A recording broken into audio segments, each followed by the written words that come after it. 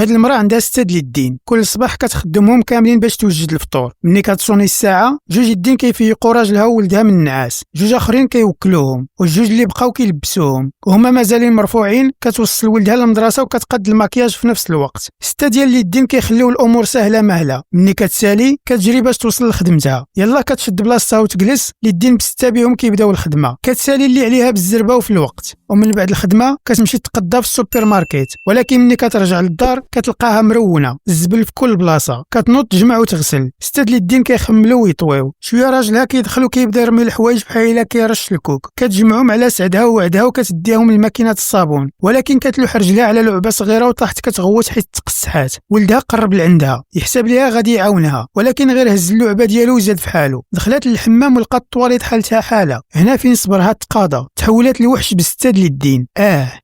لايك وسبسكرايب.